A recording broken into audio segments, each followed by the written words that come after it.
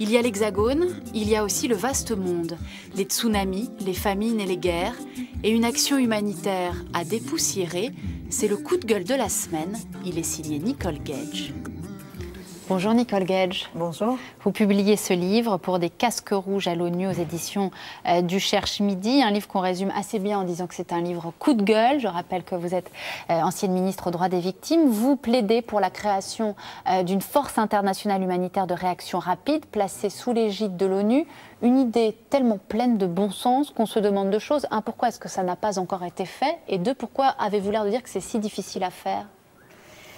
Eh bien, effectivement, les bonnes idées ne sont pas toujours les plus simples à mettre en place. En tout cas, celle-ci, eh bien, elle nécessite une forme de consensus.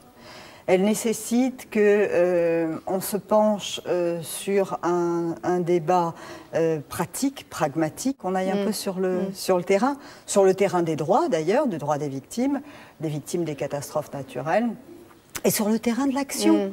En réalité, ce que je préconise, c'est d'une certaine façon de donner des frères humanitaires aux casques bleus, qui seraient des casques rouges, en sachant que là aussi, je veux faire simple, je ne demande pas à ce qu'on lève une nouvelle armée, mais que simplement, on crée un état-major à l'échelle de l'ONU pour penser l'action humanitaire sur un plan global et penser en termes de coordination et de mutualisation des moyens. Justement, soyons un peu pédagogues et en tout cas, je vais vous poser une question sans doute toute bête. Pourquoi, depuis la nuit des temps, est-ce que l'humanitaire est sous la tutelle des États et pourquoi on ne sait pas faire du supranational dès qu'il s'agit d'humanitaire ? Alors parce que, et c'est un petit peu ce que je dis dans ce manifeste, j'essaie de raconter brièvement, schématiquement, et je ne suis pas un auteur, je suis une militante, j'essaie de raconter l'histoire de l'action humanitaire. Je dis qu'aujourd'hui, et c'est ça l'écueil, c'est qu'il faut que l'action humanitaire rentre dans une nouvelle ère.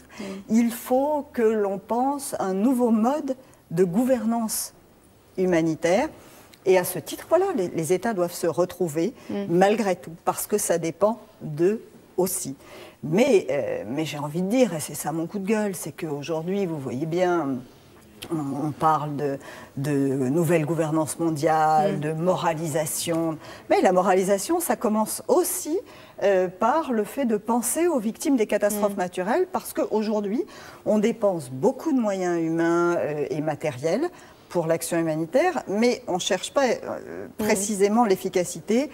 On va encore maintenant en Indonésie. Vous êtes, si j'ose dire, servi par l'actualité avec les récents tsunamis. C'est terrible que vous le disiez comme ça, mais encore maintenant, les forces qui partent aujourd'hui vont compter les victimes, mais pas sauver des vies. Eh bien, merci pour ce coup de gueule, Nicole Gage. Il faut donc lire pour des casques rouges à l'ONU. C'est publié aux éditions du Cherche Midi. Ainsi s'achève cette émission. Merci de nous avoir suivis. Comme toujours, vous pouvez bien sûr retrouver l'ensemble de ces ouvrages sur notre site internet lcpan.fr. Bonne lecture et à la semaine prochaine à la bibliothèque.